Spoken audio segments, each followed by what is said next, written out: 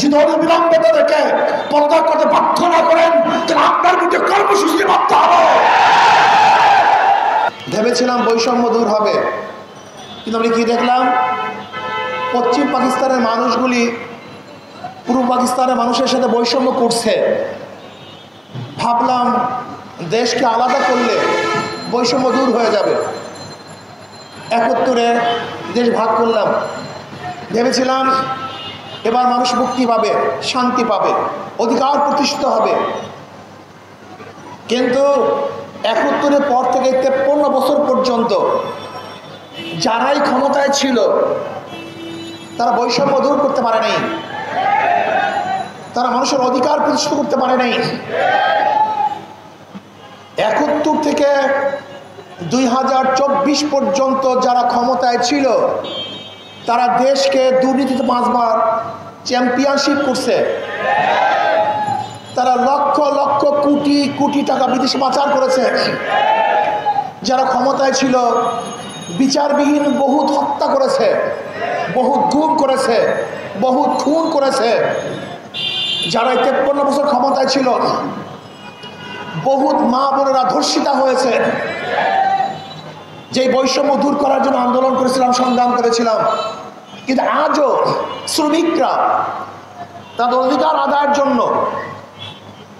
তাদের ন্যায্য প্রাপ্তির জন্য আজকেও রাস্তায় আছে, আন্দোলন করছে। আজকেও শিক্ষকরা তাদের অধিকারের জন্য আন্দোলন করছে। আজকেও হাজারো জেলেরা তাদের অধিকারের জন্য আন্দোলন করছে। গার্মেন্টস সেক্টর বলেন, শ্রমিক বলেন, মজদুর বলেন, চাকরিজীবী বলেন, পুরুষ বলেন, মহিলা বলেন, মিডিয়া কর্মী বলেন, যত প্রকার, যত ডিজাইনের, যত পেশার মানুষ বাংলাদেশে আছে সবাই বৈষম্য শিকার। ৫ই আগস্টের পরে ভেবেছিলাম এবার বৈষম্য থাকবে না, এবার মানুষ মুক্তি পাবে, মানুষ শান্তি পাবে, মানুষের অধিকার প্রতিষ্ঠিত হবে। কিন্তু কি দেখলাম, ৫ই আগস্টের পরেও আবারও বিচারবিহীন হত্যা, আবারও কি দেখলাম চাঁদাবাজি, আবারও কি দেখলাম খুন, জুলুম, অত্যাচার, দখলদারি, আবার মিথ্যা মামলা সয়লাভ, আবারও সন্ত্রাস, আবারও গুন্ডামি, আবারও বদমাশি, আবারও অত্যাচার, আবারও অবিচার। তার মানে আমাদের আন্দোলন এখনো শেষ হয় নাই, আমাদের সংগ্রাম এখনো শেষ হয় নাই, এখনো বৈষম্য দূর করতে পারি নাই। ৫ই আগস্টের পরে অন্তর্বর্তীকালীন সরকারকে ভেবেছিলাম দেশের মাটি এবং মানুষের দিকে লক্ষ্য করে দেশ পরিচালনা করবেন, কিন্তু ওনারা কি করতেছেন, কোথার থেকে সেই ফারুকি নামীয় কোথার থেকে এদেরকে নিয়ে আসছে, উপদেষ্টা করেছেন। আমি বর্তমান অন্তর্বর্তীকালীন সরকারকে প্রশ্ন করতে চাই, ফারুকি সাহেবের কোন গুণের কারণে, কোন যোগ্যতার কারণে ফারুকি সাহেব তিনি উপদেষ্টা হলেন, এই জাতি জানতে চায়। আমি ডক্টর ইউনূস সাহেবকে বলবো, আপনি আন্দোলন করেন নাই, আপনি সংগ্রাম করেন নাই, আপনি রক্ত দেন নাই, আপনার জীবন যায় নাই, আপনার পরিবারের কেউ শহীদ হয় নাই, আপনার দলের কেউ আহত হয় নাই, এদেশের হাজারো মানুষ শহীদ হয়েছে, এদেশের হাজারো মানুষ বন্দী হয়েছে। আপনি বারবার ওয়াদা করেছেন যারা আহত হয়েছে, নিহত হয়েছে সেই পরিকাঠামোকে দেখবেন, তাদের চিকিৎসা প্রদান করবেন, কিন্তু আপনি ক্ষমতা বসার পরে আজও তাদের চিকিৎসা ব্যবস্থা করেন নাই, শহীদ পরিবারের ন্যায্য অধিকার প্রতিষ্ঠিত করেন নাই। আপনি কোথা থেকে ক্ষমতার মসনদে বসে ফারুকি সহ যেই সমস্ত বিতর্কিত উপদেষ্টা আছে, যদি অবিলম্বে তাদেরকে পদত্যাগ করতে বাধ্য না করেন তাহলে আপনার বিরুদ্ধে কর্মসূচি বাধ্য হবে।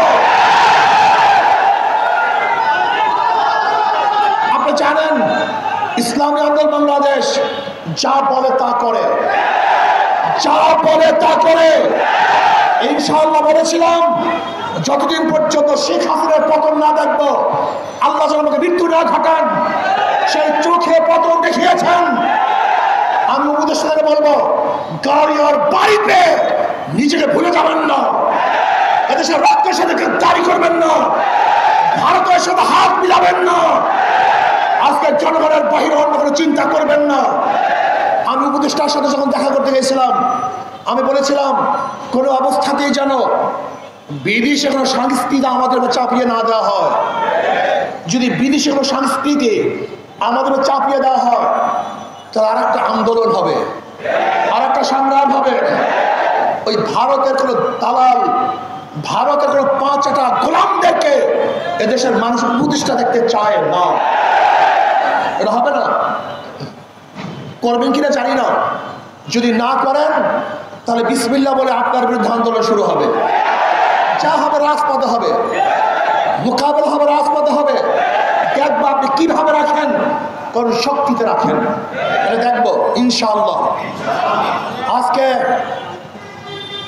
দ্রব্যমূল্যের ঊর্ধ্বগতি রোধ করতে পারছেন না কেন? কি করতেছেন? দ্রব্যমূল্যের ঊর্ধ্বগতিকে অবশ্যই নিয়ন্ত্রণ করতে হবে।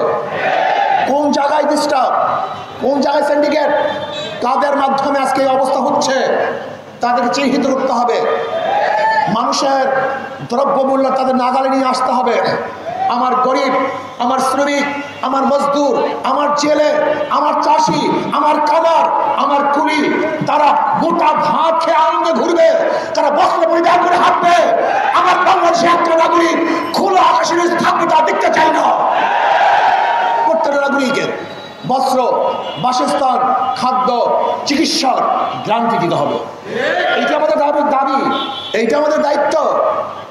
আজকে অন্তর্বর্তী সরকারকে বলবো, দেশ নিয়ে চিন্তা করুন, মানুষ নিয়ে চিন্তা করুন। ওই কয়েকজন চাটুকর দালালদের চিন্তায় যদি চলেন, তাহলে শেখ হাসিনার যে পরিণত হয়েছে আপনার একই পরিণত হবে। এদেশের মানুষ না খেয়ে থাকতে পারে কিন্তু গোলামি করা জানে না। এদেশের মানুষ না খেয়ে থাকতে পারে কিন্তু গোলামি করতে পারে না।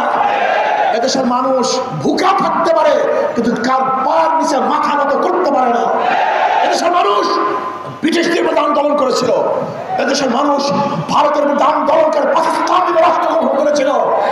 এদেশ মানুষ সেই পরাশক্তি পাকিস্তানের বিরুদ্ধে আন্দোলন করে বাংলাদেশের স্বাধীন করেছিল। এদেশের মানুষ 5ই আগস্ট বাংলাদেশের কোটা নিয়ন্ত্রিত যে সরকারের সাথে ছিল নিয়ন্ত্রণ, সেই সরকারকে মোকাবেলা করে এদেশের মানুষ শেখ হাসিনাকে এদেশ থেকে ভাগাতে বাধ্য করেছে। আপনি চিনেন বাংলাদেশের মানুষ কারা?